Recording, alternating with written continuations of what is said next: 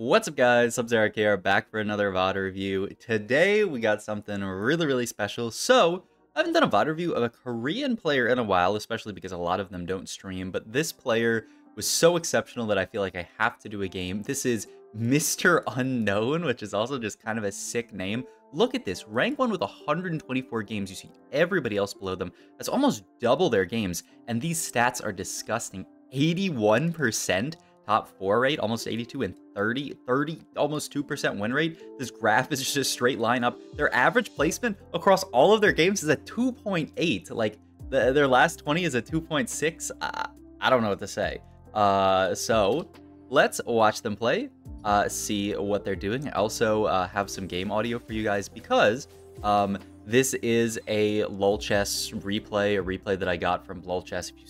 If you go to this player's LOL chess and anyone's LOL chess who's high low enough, and you see the camera button, you click that, it will bring you into a replay of that game, which is really helpful when there's people like this who, as far as I know, don't stream. Maybe they stream and I just don't know because I'm not a Korean knower. Either way, I just screen record the game and boom, now we're into the VOD review. One day, please, Riot Games, make it so I can actually speed up and jump back and forth in the actual VOD itself instead of having to screen record. But look, we're not trying to move mountains here. But yeah, I mean, so far it looks like we have a solid, Arcanist opener, but it's really going to be a Fated opener as long as we can pick up a Fated unit. You could even think about pre-leveling here. I wonder if Mr. Unknown is interested in that, because we already have this RE2. I'm not too interested in most of these units. I guess Darius is the only one you really care about, but you'd really love to pick up some kind of third Fated units. Augment-wise here, not a fan of most of these. What doesn't kill you, Venerable P Bank, or a cut above from this AP opener. What was our last item that we got dropped here? Cloak. So there's also not a very straightforward slam in this opener. You might not really be able to slam anything. Obviously, like Renans and BT are good slams in their own rights, but not really here.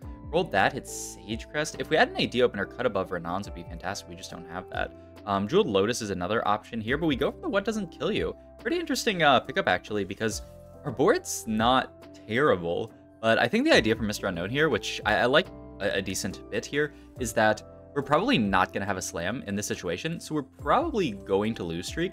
So just take what doesn't kill you. That will, grant you an item once we get to 4 losses, which will allow you to actually potentially build something. This will also allow us to sort of like int or carousel prio. So yeah, I like this a good bit, even though we actually have the RE2. If we had Fated, and now we do have Fated, but I don't know if we're even actually going to play it here because it's a little bit hard to play and loss streak. We'd actually, prefer to loss streak, at least get those first 4, probably first 5 losses, and then maybe turn around. We'll see what we end up doing. But I mean, no, he's not even interested in holding on to the Fated units at all. The Yasuo pair gone. He's more interested in holding on to Ghostly here, which, now that I think about it, we have the RE2, but I think the idea here, which makes a lot of sense actually, is that we are going to sort of like pivot into this Ghostly board.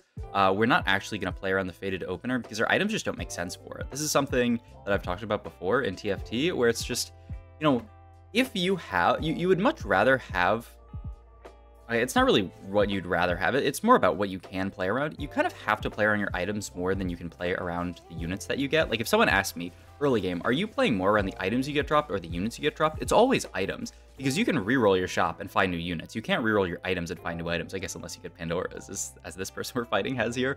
But we're always gonna be stuck with these AD items, so doesn't it make more sense to do what we're doing here and actually just play for an AD setup in this situation here? I'm actually surprised that he even goes for Rod here. I was looking at maybe like Glove here. You could, if you want to play towards that AD setup, go for like Last Whisper, i.e.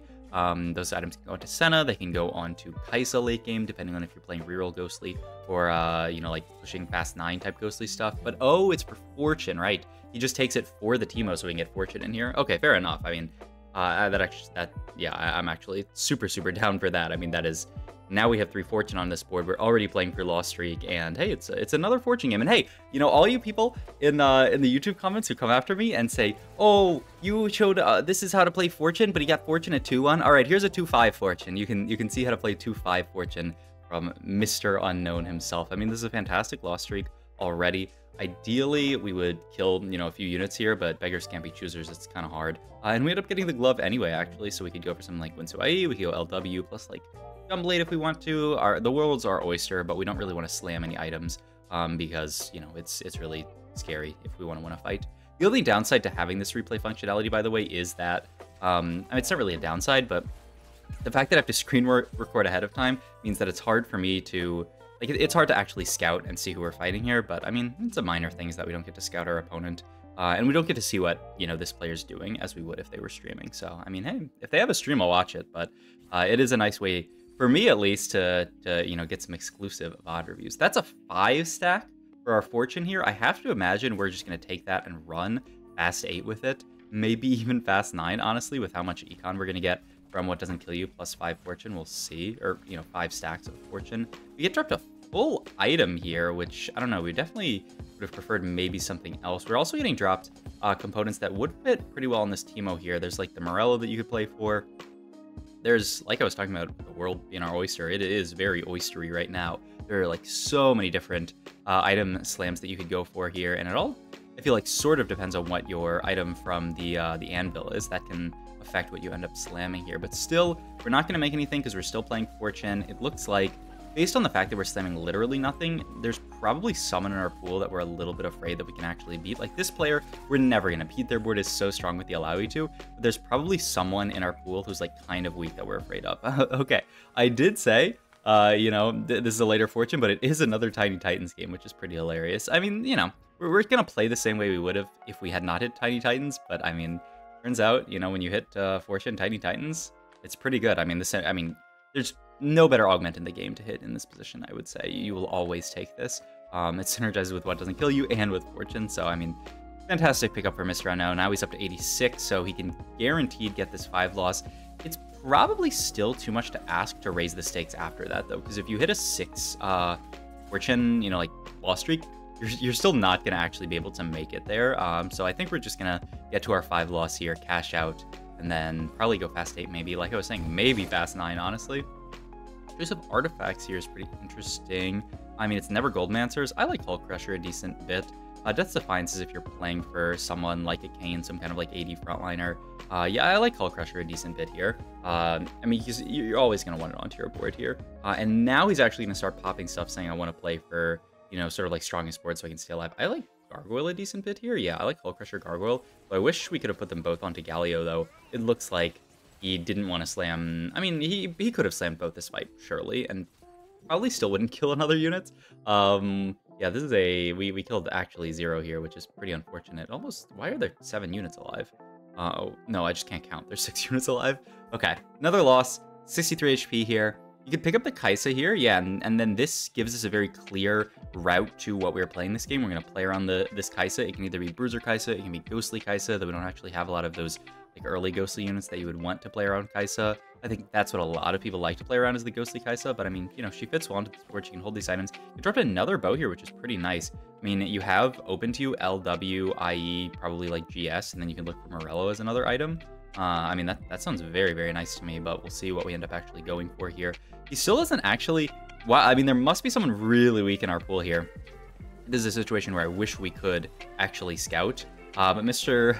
Unknown goes for the full open here, putting the Galio backlined just to make sure that he's going to lose this fight, because he does not want to lose his loss streak at all. Wants to guarantee that he gets the maximum fortune cash out. We got one more fight, I think.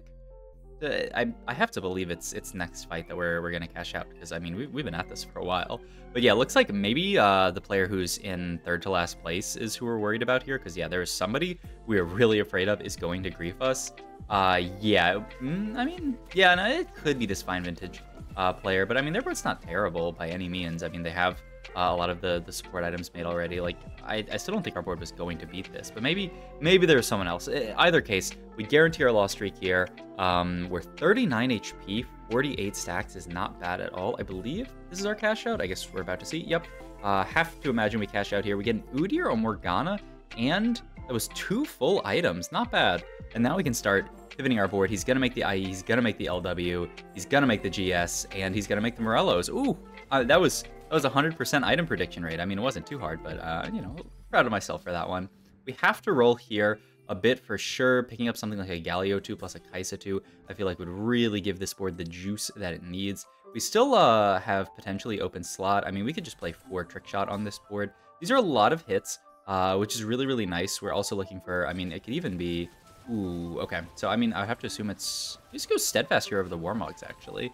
I guess the idea is Hull Crusher gives you enough HP that Steadfast is actually probably a better tank item. I don't math, but I'm pretty sure the math checks out on this. That Steadfast is actually a better tank item. Even though Warmogs is fantastic on Galio, you already have the Hull Crusher. You want damage reduction to scale off of HP to scale off of armor more. I like something like Know Your Enemy here, just as a very solid combat augment. We don't have a lot of traits in right now, it's the only downside, but you don't really want Crash Test with this Galio.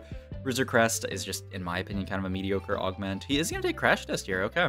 Yeah, I mean, I kind of want Galio to solo frontline here, but looks like he's, you know, not too interested in that. And yeah, we're just going to pivot into this version of the board, because I guess we never saw a Sivir on this roll down. I have to imagine we'd play for Trick Shot here if we could, but instead we end up getting Ink Shadow in here, which is, I mean, it's not bad by any means. It's not terrible, and we're always going to play the Kai'Sa plus the Aatrox, so Ink Shadow is pretty good, and it's probably going to be our max cap.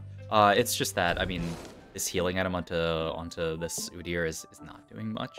I'm wondering what he picked here. Yeah, I would prefer this for sure. Yeah, I don't think we really need Locket. We already have enough frontline, and the Galio is doing so much tanking.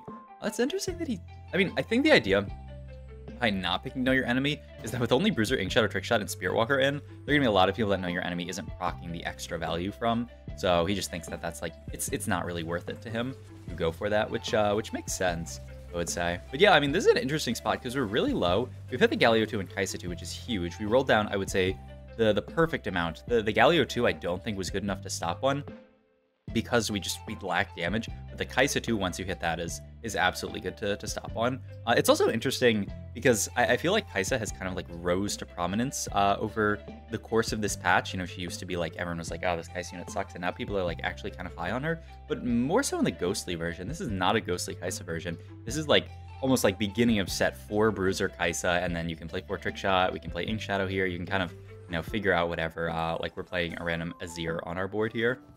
He does finally pick up the 4th Trick Shot here, and yeah, we are going to immediately pivot into that. I think that is absolutely the correct play here. Makes our board a lot stronger. This is also kind of interesting positioning here.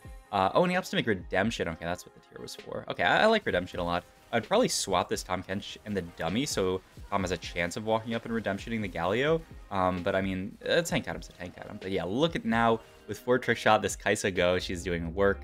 We have so many items because of the earlier item, the full item that we got dropped, and because we also got 2 full items off of the Fortune here. We're like kind of swimming in items. The question is like, what are we itemizing next? Because we are almost at 3 item Teemo, and then we're going to start itemizing Tahm Kench more. I mean, it's not horrible, but he's not my favorite unit to itemize in the world. I'd love to itemize like a 5 cost, like a Xayah, even though I'm kind of a Xayah hater, I'll be real. I mean, she's getting buffed next patch. It's fine, which should come out tomorrow, actually, right? Today's Tuesday, so we're gonna have a new patch tomorrow. That'll be fun. We can work to learn the new patch as quickly as possible because there is a tournament happening this weekend, actually, for a lot of people in North America. I'm gonna be playing in it. Kai's gonna be playing in it. You know, everyone's gonna be playing in it. Anyone who's cool, at least. So that'll be really fun. And it potentially has a slot to one of the big NA like cups, so pretty important. Last item wise here, we are just gonna going for Thomas Kench items here. Adaptive Cone plus Steadfast Heart. I mean, good tank items for sure. I feel like I definitely would have been tempted to itemize this Udyr. Like, I almost feel like Udyr is okay. Like, yeah, that's probably not right. Like, I almost feel like this Udyr is better than this Tahm Kench, just because Udyr is a monster. Like, throw Adaptive Cone plus Steadfast on him, but that's probably not right. It plays for higher cap, but you can always sell the Tahm Kench later, right? Get out of Tahm Kench eventually, and then move items over to Udyr. Yeah, I mean, that would be completely fine, and then you can play into like a Silas potentially. There's no reason we're not gonna get Mythic on this board. I mean, you could get Hwei. You could certainly play Hwei on this board. But yeah, I mean, we're on a 6 streak now with all these extra items. We made it to 9. We still have a lot of stuff left to hit on 9, but I really like this player's tendency to roll the appropriate amount. Like, rolling deep early stage 4 saved our game completely. Like, hitting these upgrades, even like the upgrades like Tahm Kench 2 and Bard 2, like even those upgrades are actually pretty crucial to hit to stabilize your board, just because it's a little bit of extra tankiness, a little bit of extra damage. That all helps, especially, you know, when you're 4 Bruiser on the Tahm Kench, you're 4 Trick Shot on the Bard. Like, you can't skip that stuff, and so I think it's really smart that this player did not skip that stuff. And with this Fortune cash out, he's looking to cruise on up to, I don't know, I mean, we'll see how high the placement can go. The other thing that I would say is this is not a very common meta board, I would say. There aren't many people playing around 4 costs. It's all reroll or like fast 9. But this is just a 4 cost board through and through. We have one 5 cost on the board. I think the reason why this board works is that we played Fortune, so we actually have like a stronger version of this board than you would normally have.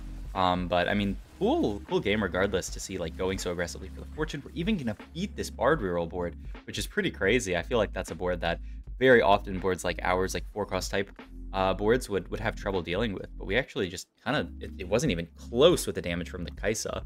His items also, I really like the slams that he went for. I mean, I predicted them, so of course I like them because it's what I would have slammed in this situation. But yeah, I mean, this triple, like the IE Last Whisper GS onto Kaisa, I think is like pretty close to BIS. The Morello's onto Teemo is fantastic, and now he even has a blue buff Gunblade on Teemo, so Teemo is a carry in his own right. And then eventually, I guess we're going to get out of this Bard and get into, like, Xayah eventually. I mean, very late. We could also even just level for the Hui, play around Mythic, and, you know, call it a day. I mean, this late into the game, Mythic I don't think is the biggest deal, especially because it's going to take, you know, another 4 rounds to stack, but maybe we'll see. Once again, though, another board that we clear pretty easily. Yeah, this board, like, watching it be played, it almost looks broken. Also note the Kai'Sa's on bench here. We have 5 Kaisas now. Kaisa, like I was talking about, she is a premier carry now with the idea of like Ghostly Kaisa and other things, but if you're not playing her, you're not playing her, is the thing. You know, like she's never like a splash unit onto a board in the way that something like a Galio might be or like a Silas might be. The people who aren't playing towards Trickshot or Ghostly are just not going to have Kaisa on their board whatsoever, so it's actually pretty reasonable to 3-star her. And you know, you look at this lobby, there's this Ashe player, which, I mean, yeah, they're built diff, actually. Built diff, almost Zoe 3. They're kind of cooking there. That looks pretty sick. But yeah, I mean, if there's no one else playing this line, which, I mean, by the fact that we have 5 Kaisas already, it seems unlikely. We might be able to just get gifted a Kaisa 3 this game and then win out that way. We'll see. He's also holding on to the Galios, which is, I would say, a more contested unit, but, you know, reroll comps unlikely to play Galio. So we'll see. We will absolutely see. And yeah, it looks like he is looking to just level for the Hui and have that be his solution here. We just got a duplicator. Item-wise here, I mean, I guess you're just picking Udyr item. Yes, Spark is one of Udyr's best items. It also is MR Shred, which we didn't have on this board, so it actually kind of works perfectly. But yeah, this Spark item on Udyr, I mean, it makes perfect sense, right? He dashes in, applies it to everybody. Also, he does a bunch of magic damage, so he's applying it for himself. It's fantastic. It also just, you know, he likes the stats. The MR is nice. The AP is, of course, fantastic. Fighting a Senna reroll board here, but, I mean, it looks like, ooh, we almost got, like, kind of trolled here by just positioning, by how our units walked up, but it ends up being fine. I have to imagine we're going to level for the Hui here. Yep, Hui goes in. We can look at duplicating Kaisa, though it's going to be another 4 rounds. I mean, this game probably won't be over in 4 rounds, right? I mean, everyone's pretty low. This game could actually be over in like 2 rounds, honestly, depending on how the fights go. Us fighting Clone makes it less likely. We would really like our Clone to be fighting someone just to do the maximum damage to the lobby. But yeah, I mean, it looks like this board is just clearing everyone, and there are a lot of, you know, not weak reroll comps. I mean, this is Twin Terror Lux reroll, which is like pretty niche, but is kind of a comp. But I mean, we're beating a lot of the strongest reroll comps here. The Bard reroll, the Senna reroll. I mean, it's not, watching this game, you know, some people are like, is this player really good, or, you know, is Korea just a fraudulent region? I mean, looking at this game, outside of like the Lux reroll thing, which, I mean, is kind of sus, like these are not fraudulent boards whatsoever. I mean, this guy, I mean, built diff is a strong augment, and I mean, this is a really cool built diff board, but it just, so many people are having trouble getting through our front line. This is the closest fight by far, but we are going to win this as well. Are we not going to play that way, by the way? I mean, is he saying my board's so strong, who needs the Hui? I'm just going to start playing for 3 stars? I don't know why he didn't pick up Hui there. That's Ultra Spout, which is, I mean, an amazing pickup here. Just give Ultras to our entire team. But yeah, he didn't buy the Hui. Okay. He just trusts that Mortal will allow him to hit it. I mean, that's another Kaisa. That's, yeah, I mean, I think he, like, doesn't care. I mean, he might even be playing for content. He picks up the Hui. Okay, he probably just missed it, which is pretty funny. But yeah.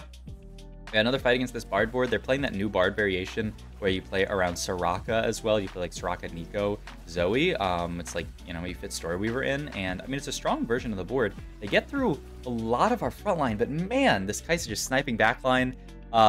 One thing I will say about replays is they do freeze up usually right as the game ends. So looks like we won the game here, but sorry for the anticlimactic. We don't get to see a cutscene or anything like that. But yeah, that is gonna be the game. This is a crazy game. Hope you guys enjoyed this video. If you did, please like, comment, subscribe, check out my Twitch and all my other links down below. Thanks for watching.